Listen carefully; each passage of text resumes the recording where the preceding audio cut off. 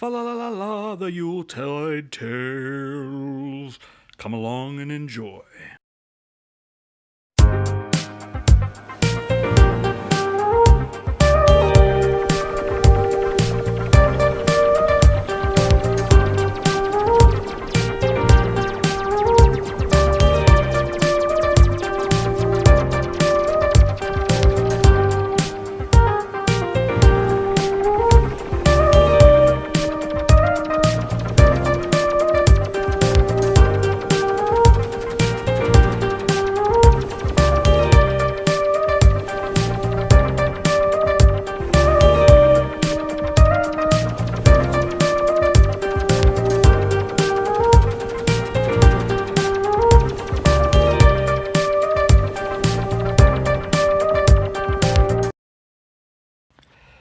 So as we do another episode here of Yuletide Tales, we sort of think of a lot of we've done Belschnickel, which is sort of like he, goes after the bad children and that type of stuff, and La Befania, who bestows these gifts upon children, is really a very nice character.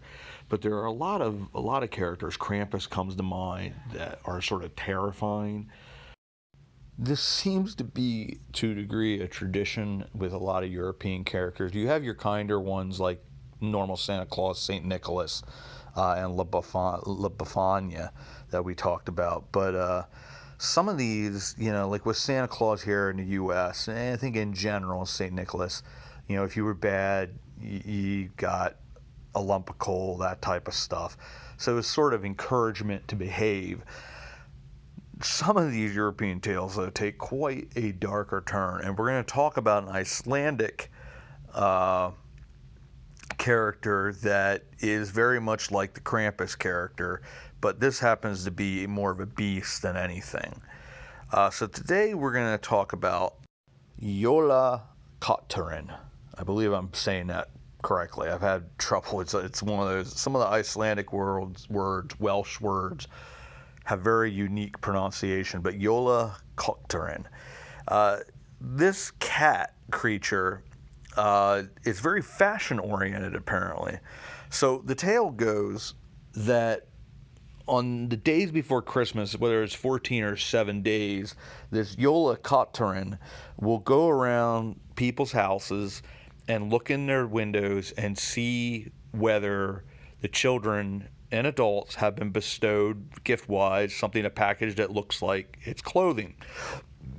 They believe this story, this legend, this character came from medieval, like Dark Ages, because back then, the clothing that people could afford, a lot of it had to do with the wool industry, and everybody in the family had to work very, very hard to make these items and to work the wool industry. So it was sort of an encouragement for lazy people and for children to do their jobs, because the family's existence, their survival depended upon it. And it's sort of making sure that people behaved themselves and worked hard. So the easy gift that they could afford were wool clothing, and it had to do with their existence, their work, their livelihood, all that kind of stuff. So it made sense. But this cat's supposed to be like larger than houses and stuff like that. So that's the whole thing. Like if you got like wool socks, for instance, the cat would pass by, he'd hiss a little bit, but Jólakötturinn would then pass by your house and go to the next. Now, if you didn't get clothing because you were naughty and lazy and didn't help with the wool business, Jólakötturinn, to add insult to injury, would first eat your Christmas food, then he would eat you. Sometimes adults, but mostly children. But it's another one of those Yuletide Tales stories that sort of encourage people to behave. Much, much, much darker, but nonetheless, it did its job. So now the earliest written examples of this are like, I believe, 19th century, but it does go back, like I said, to the Dark Ages. And according to Icelandic tradition, anyone who finished their chores before Christmas would get new clothes as a reward. Meanwhile, lazy children who didn't get their work done would have to face with Jólakötturinn. I probably just mispronounced it. And like I said, he was not a mere kitten, but towered above the tallest houses. As it prowls about Iceland on Christmas night, apparently a Yule cat peers in through windows to see what kids have gotten for presents.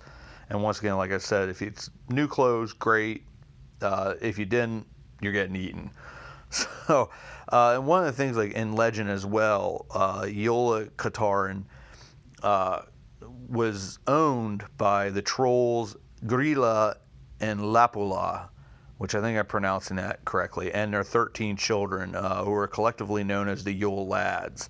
And they sort of go around, I guess, like creating all kinds of mischief, these Yule Lads. So we'll go into them at some point as well, because those characters play a major role in Icelandic tradition as well. Darker and terrifying tradition, but once again, it's another interesting character from pagan tradition that sort of morphed into Christmas tradition, which Christmas in and of itself was a pagan holiday originally.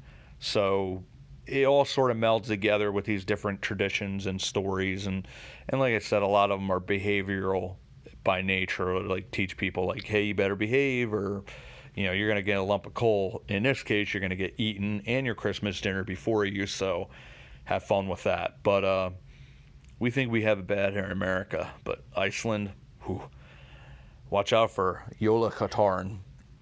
I think I'm pronouncing that incorrectly again. It's just sort of confusing to me. But anyways, another cool European tradition character. And then we'll go into more of these. And as always, thank you for coming along. And we will see you all about town.